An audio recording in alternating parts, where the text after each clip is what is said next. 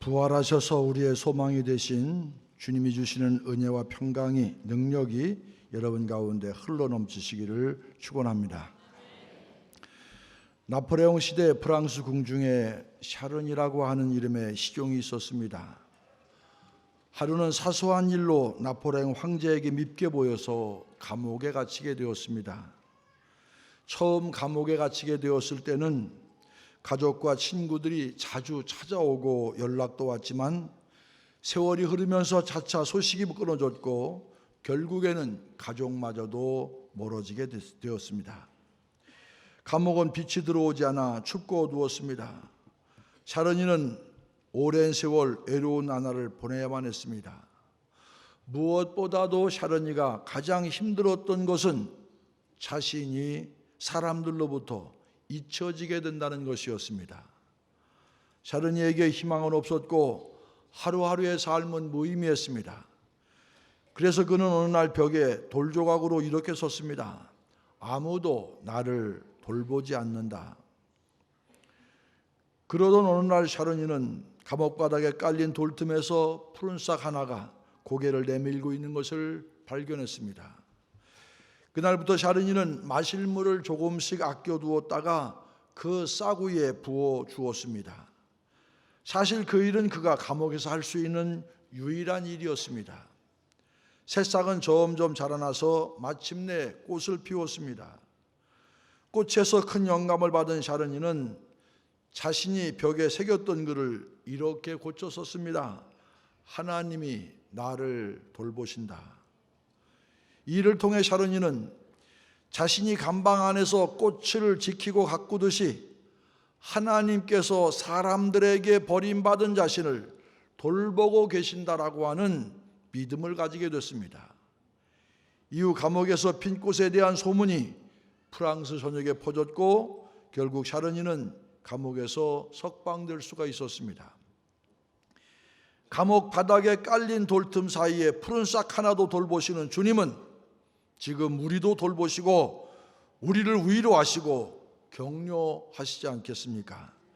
오늘 본문은 바로 부활하신 주님께서 낙심하고 절망해 있는 제자들을 어떻게 격려하시고 어떤 사명을 맡겨주셨는지에 대해 우리에게 보여주는 말씀입니다. 말씀을 통해 제자들만이 아니라 지금도 우리를 위로하시며 우리를 다시 일으켜 사명을 허락하시는 부활하신 주님을 새롭게 만나는 귀한 은혜가 여러분 가운데 있으시기를 소망합니다. 부활하신 주님은 우리를 먹이십니다. 예수님께서 십자가에서 돌아가신 후에 제자들은 크게 낙심해 있었습니다. 자신의 모든 것을 버려두고 따랐던 스승이었습니다. 집도 버려두고 그물도 버려두고 배도 버려두고 가족도 버려두고 따랐던 스승. 그런데 그 스승이 무기력하게 로마군에 사로잡혀서 십자가에 달려 돌아가셨으니 제자들이 낙심하는 반응 무리는 아닙니다. 그들은 예수님과 함께했던 시간들이 일장춘몽 봄날의 꿈처럼 느껴졌을 것입니다. 수많은 기적과 놀라운 말씀들을 곁에서 보고 직접 들었지만 십자가와 더불어 자신들의 모든 꿈은 사라져버렸다고 여겼습니다. 그래서 그들 중 어떤 사람들은 엠마오로 가기도 했고 또 어떤 이들은 고향 갈릴리로 돌아가기도 했습니다. 요한복음 21장 2절에 보면 베드로와 도마 그리고 갈릴리 가나 사람 나다나엘과 세베대의 아들들인 야고보와 요한이 모두 디베랴 호수에 모여 있었다고 했습니다. 여기서 디베랴 호수는 바로 갈릴리 호수를 가리킵니다. 지금 보이는 지도는 갈릴리 호수 지도인데 좌측 중앙 디베랴라는 지명이 보입니다. 갈릴리 호수가 워낙 크다 보니 주변에 주요한 마을들이 있었고 그 마을 이름을 따라 호수의 이름을 지칭하기도 했습니다. 따라서 디베랴 호수란 디베랴 마을에서 바라본 호수를 가리킨다고 보면 됩니다. 지금 보이는 사진이 바로 디베랴에서 바라본 갈릴리 호수의 모습입니다. 그러다 베드로가 고기를 잡으러 간다는 말에 그들 제자들 모두 배를 타고 고기잡이에 함께 나섰습니다. 하지만 밤새워 그물을 내려도 한 마리도 잡지를 못했습니다. 이때 부활하신 주님이 제자들에게 나타나십니다. 하지만 그때까지 제자들은 그가 예수님인 줄 전혀 알아보지를 못했습니다. 예수님도 모른 척하고 제자들에게 물으십니다. 너희에게 고기가 있느냐? 풀이 죽은 모습으로 전혀 잡지 못했다는 제자들의 대답에 주님께서는 이렇게 말씀하십니다. 그물을 배 오른편에 던지라, 그리하면 잡으리라. 제자들이 주님의 말씀에 따라 그물을 던졌을 때 그물을 들어 올릴 수가 없을 정도로 물고기가 많이 잡혔습니다. 그제서야 한 제자가 예수님을 알아보고 저분은 주님이시다 라고 외쳤습니다. 그러자 베드로는 옷을 여미고 배우 위에서 바다로 뛰어내려 바닷가로 갔습니다. 왜냐하면 정말 예수님인지 확인하고 싶었던 것입니다. 이미 배에는 많은 고기들이 잡혀 있었기 때문에 배를 끌고 가다가는 늦어질 것 같으니까 배에서 뛰어내려 바로 헤엄쳐 주님인가 확인하기 위해 갔던 것입니다. 베드로의 열정적인 성격이 잘 드러나는 장면입니다. 다른 제자들은 고기가 든 배를 끌고 와서 호숫가에 배를 댔습니다. 그런데 이 호숫가에 배를 대고 보니 요한복음 21장 9절 말씀에 묘사된 것처럼 그곳에 숯불이 있는데 그 위에 생선이 놓여 있고 떡도 있었습니다. 누가 차려놓은 것일까요? 바로 예수님이셨습니다. 예수님께서 제자들을 위해서 이미 음식을 준비해 놓고 기다리고 계신 것입니다. 지금도 갈릴리 호수 디베리아에는 예수님께서 제자들을 위해 생선과 떡을 준비해 놓으신 장소 위에 베드로 수익권 교회가 자리하고 있습니다. 그리고 이 교회 내부에는 멘사 크리스티, 곧 그리스도의 식탁으로 불리는 예수님이 제자들과 식사한 바위가 보존되어 있는데 지금 사진에 보이는 바위가 바로 그 바위입니다. 예수님은 도망친 제자들을 향해 책망하지 않으셨습니다. 도대체 너희의 믿음이 그 정도였다니 정말 실망이로구나 하면서 제자들을 비난하지도 않으셨습니다. 주님은 그저 아무 말 없이 숯불에 생선을 굽고 떡을 준비해 놓으셨습니다. 왜 그러셨을까요? 왜 주님께서는 그렇게 음식을 준비해 놓고 계신 걸까요? 음식을 통해서 제자들을 위로하시기 위해서였습니다. 밤이 새도록 고기잡이를 하느라 피곤에 지친 제자들을 위해서 따뜻한 음식을 차려놓음으로 예수님께서 먼저 자기를 떠나 도망쳤던 그들을 용서하고 그들을 격려하신 것입니다. 이런 예수님의 모습은 엘리야를 위로하신 하나님의 모습을 떠올리게 합니다. 구약의 선지자 엘리야는 승승장구했습니다. 갈멜산상에서 850명의 바알과 아세라 선지자와의 대결에서 승리했습니다. 엘리야와 대적해 패한 바알과 아세라 선지자 모두는 죽임을 당했습니다. 엘리야의 기적은 거기서 끝나지 않았습니다. 엘리야는 갈멜산에 엎드려 3년 6개월간 가물고 흉년이 든 땅에 비를 내려달라고 기도했습니다. 그 결과 가뭄을 해소하는 큰 비가 전국적으로 내리게 되었습니다.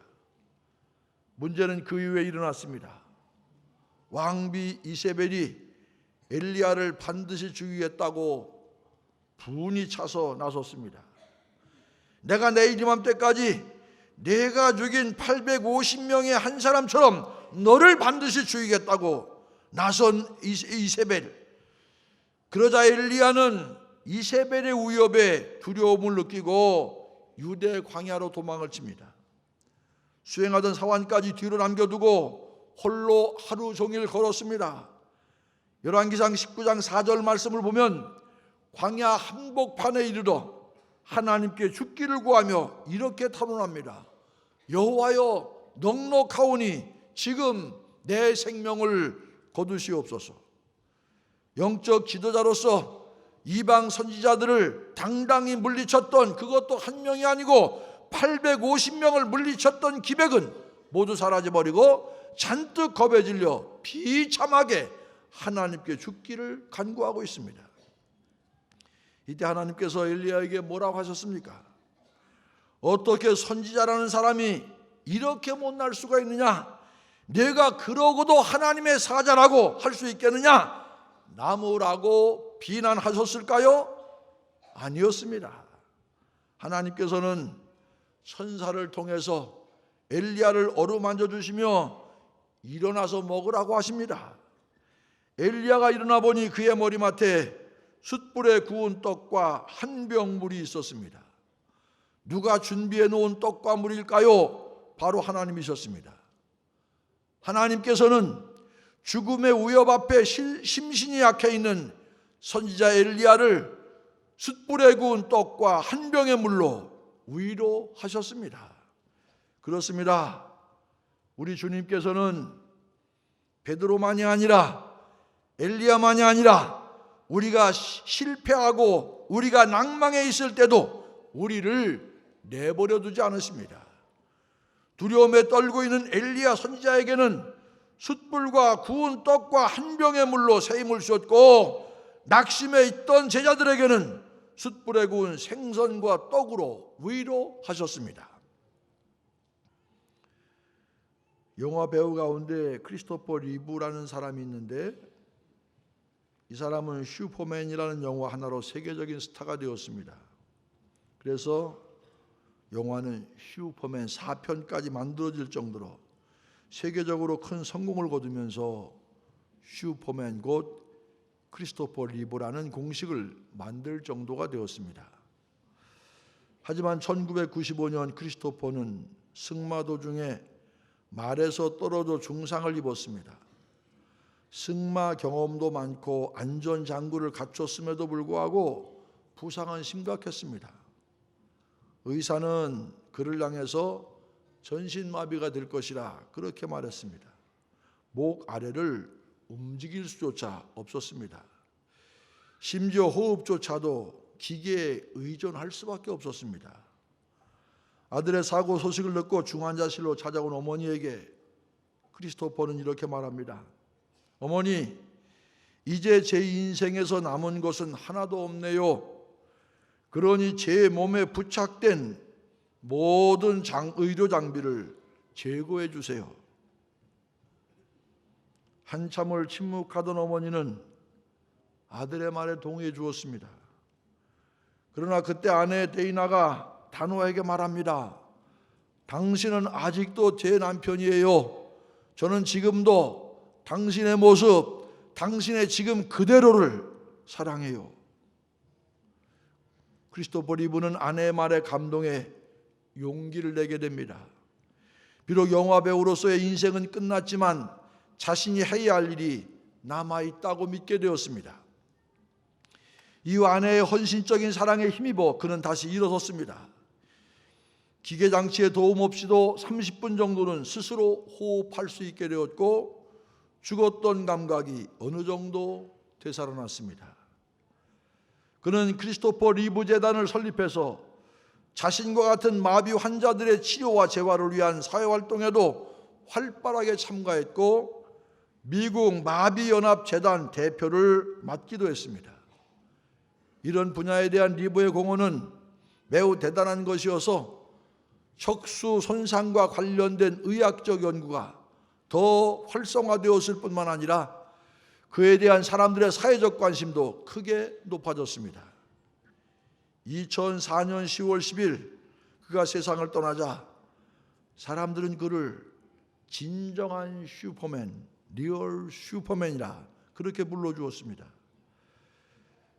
크리스토퍼 리브가 승마 사고로 인생의 나락에 떨어졌을 때 그의 아내의 말과 격려로 힘을 얻었던 것처럼 주님께서도 우리가 실패하고 우리가 낙심해 있을 때 우리를 위로하시고 힘을 주시는 주님이심을 믿으시기를 바랍니다.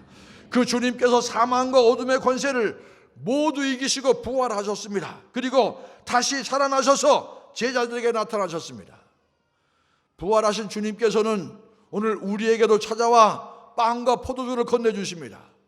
힘을 내라고, 포기하거나 주저앉아 있지 말라고, 이제 다시 일어서라고 말씀하십니다. 여러분도 주님께서 주시는 위로와 격려와 힘을 받으시기를 바랍니다. 다시 일어서시기를 바랍니다.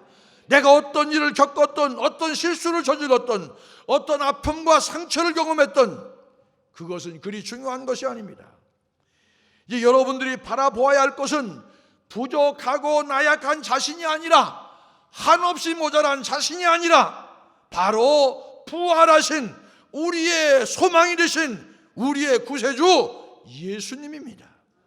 예수님의 능력을 힘입을 때 어떤 상황에서도, 어떤 아픔 속에서도 반드시 일어서게 될 줄로 믿습니다. 참으로 주님 주시는 위로와 힘으로 새롭게 일어서는 여러분 되시기를 주님의 이름으로 간절히 축원을 드립니다. 또 하나, 부활하신 주님은 내 양을 먹이라고 말씀하십니다. 그렇게 아침 식사를 마친 후에 예수님께서는 시몬 베드로에게 물으셨습니다. 15절 말씀입니다. 그들이 조반 먹은 후에 예수께서 시몬 베드로에게 이르시되, 요한의 아들 시몬아, 내가 이 사람들보다 나를 더 사랑하느냐 하시니, 이르되 주님, 그러하나이다. 내가 주님을 사랑하는 줄 주님께서 아시나이다. 이르시되 내 어린 양을 먹이라 하시고, 예수님께서는 다른 사람이 아닌 베드로에게 내가 이 사람들보다 나를 더 사랑하느냐 그렇게 물으셨습니다. 왜 이런 질문을 베드로에게 던지셨을까요? 그것은 로마 병사들에게 잡히시던 밤 감람산에서 했던 베드로의 호언장담 때문이었을 것입니다. 마태복음 26장 31절에 보면 예수님께서 감람산으로 가시는 길에 제자들에게 이런 이야기 하셨습니다. 오늘 밤에 너희가 다 나를 버리리라. 이란 예수님 말씀에 베드로는 발끈하여 말합니다. 모두 주를 버릴지라도 나는 결코 버리지 않겠나이다. 이 대답에 주님께서는 베드로가 닭 울기 전 3번 부인할 것이라고 예언하셨습니다. 베드로는 결국 어떻게 합니까? 예수님께서 사로잡혀 끌려가실 때 그래도 베드로는 도망치지 않고 주님을 몰래 뒤쫓았습니다. 하지만 성전 바깥을 앉았던 한 여인이 너도 갈릴리 사람 예수와 함께 있었도다 라고 하자, 나는 내가 무슨 말을 하는지 알지 못하겠노라 그렇게 말합니다. 이번엔 앞문까지 나갔을 때 다른 여종이 이 사람은 나사렛 예수와 함께 있었도다 라고 말하자 베드로는 나는 이 사람을 알지 못하노라 2번째 부인합니다. 조금 후에 곁에 있던 사람들이 나와서 너도 진실로 그 도당이라 네 말소리가 너를 표명한다고 몰아세우자 베드로는 예수님을 저주하며 나는 그 사람을 알지 못한다 맹세했습니다. 예수님 말씀처럼 베드로는 3번이나 주님을 모른다고 부인했습니다. 그때 닭이 울었고 이 닭 울음소리를 들은 베드로는 닭 울기 전에 3번 내가 나를 부인하리라고 하신 예수님 말씀이 떠올라 밖으로 나가서 심히 통곡했습니다. 지금 보시는 사진이 바로 베드로가 통곡했던 것을 기념한 베드로 통곡교 옆에 있는 닭 울음상입니다. 조각상 아래에는 주님을 모른다고 부인한 베드로의 모습이 보이고 기둥 꼭대기에는 닭의 모습이 보입니다. 그렇게 3번 주님을 모른다고 부인한 베드로에게 내가 이 사람들보다 나를 더 사랑하느냐 주님은 물으셨습니다. 그것도 3번씩이나 반복하여 물으셨습니다. 왜 그러셨겠습니까? 주님께서는 3번이나 부인한 베드로에게 3번에 걸쳐서 사랑의 다짐을 받고 계십니다. 주님은 베드로의 마음, 베드로의 사랑을 확인하고 싶었습니다. 비록 다급한 상황이라 스승을 3번이나 부인했지만 그래도 주님께 중요한 것은 과거의 베드로의 실수가 아니라 지금 이 순간의 베드로의 진정한 마음이었습니다. 여전히 주님에 대한 열정과 사랑의 마음을 품고 있다면 주님께서는 베드로를 얼마든지 새롭게 품어줄 수가 있었습니다. 그렇기 때문에 3번이나 같은 질문을 하시면서 베드로의 마음을 확인하고자 했던 것입니다. 이때 베드로가 뭐라고 말합니까? 내가 주님을 사랑하는 줄 주님께서 아시나이다. 베드로의 마음을 확인한 예수님께서 베드로에게 하신 말씀이 무엇입니까? 내 양을 먹이라, 이 말씀입니다. 그것도 15절, 16절, 17절에 걸쳐서 같은 내용의 말씀을 3번에 걸쳐 하셨습니다. 지금 보이는 사진이 앞에서 언급한 베드로 수익권 교회에 있는 조각상입니다. 디베레 호숫가에서 베드로에게 당부하는 예수님의 모습을 조각한 것입니다. 조각상 하단에는 이렇게 쓰여 있습니다. Feed my sheep, 내 양을 먹이라. 왜 예수님께서는 계속해서 베드로에게 내 양을 먹이라고 말씀하셨을까요? 주님께서는 현재 베드로의 사랑을 확인한 후에 앞으로의 사명을 그에게 맡기고 계신 것입니다. 이제 내가 내 사랑을 의심하지 않겠다. 이제 그 사랑을 가지고 앞으로 내 양떼를 돌보는 것을 평생의 사명으로 삼고 살아가라. 예수님께 중요한 것은 과거가 아니었습니다.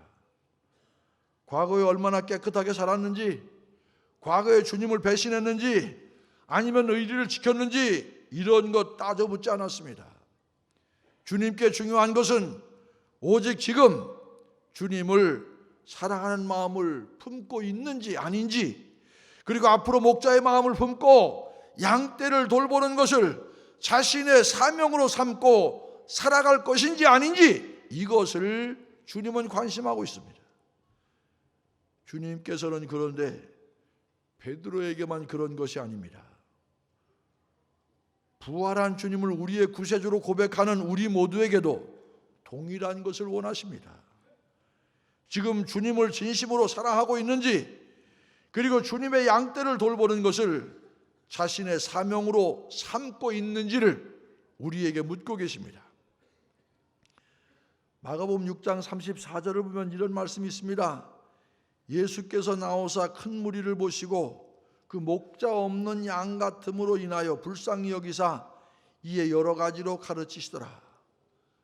예수님께서 자기에게 나오는 많은 무리들을 봤는데 그 무리들을 보니까 목자 없는 양 같았다 그랬습니다. 여러분, 목자 없는 양 같았다는 게 무슨 말일까요? 우리가 멀리서 사진으로 양을 보면은 순백에 정결하고 멋있어 보이지만 가까이에서 양을 보면은 지저분하기 이를 데 없고 냄새가 고약합니다. 양은 또 시력이 좋지 않아서 먼 곳을 보지 못합니다. 그래서 앞에 양이 가면은 그냥 졸졸졸 뒤따라갑니다. 앞에 양이 구덩이에 확 처박히면 뒷양도 그냥 생각 없이 처박혀요. 그러니까 양이라는 것은 목자 없이는 도저히 이 세상을 살 수가 없는 존재가 양입니다. 그런데 주님은 자신을 향하여 나오는 큰 무리를 보시고 바로 목자 없는 양같이 보셨다는 얘기예요. 불쌍히 여기셨다는 얘기예요. 그래서 여러 가지로 가르치셨습니다. 이것이 바로 목자의 마음이시고 이것이 바로 주님의 마음이었습니다. 주님께서는 이 목자의 마음으로 자신의 양떼를 돌보셨을 뿐만 아니라 결국에는 선한 목자가 되셔서 양을 위해 목숨까지 버리셨습니다. 이 주님께서 우리에게 말씀하십니다. 목자의 마음을 품고 내 양을 먹이라. 이것이 부활하신 주님께서 저와 여러분에게 하시는 명령임을 기억하시기를 바랍니다. 무엇이 진리이고 무엇이 생명이고 무엇이 거짓이고 무엇이 위험한 것인지 분간하지 못하여 세상 가운데 이리저리 방황하는 생명을 불쌍히 여기면서 그들을 주님께 인도하는 것, 진리의 길로 인도하는 것, 그것이 바로 저와 여러분의 사명인 줄로 깨달으시기를 바랍니다. 2017년 부활주일 주님의 부활을 소망할 뿐만 아니라 믿고 확신하는 우리, 베드로처럼 부활하신 주님 앞에 자신의 사랑을 고백하고 그리고 주님의 양떼를 힘써 돌보는 여러분 되시기를 주님의 이름으로 간절히 축원을 드립니다. 기도하시겠습니다.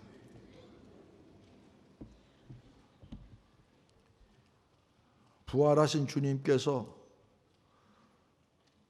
세 번이나 배반했던 베드로를 탓하지 않으시고 책망하지 않으시고 오히려 위로하시고 먹이셨습니다. 그의 마음속에 주님을 향한 사랑을 확인하고 내 양을 먹이라는 사명도 주셨습니다.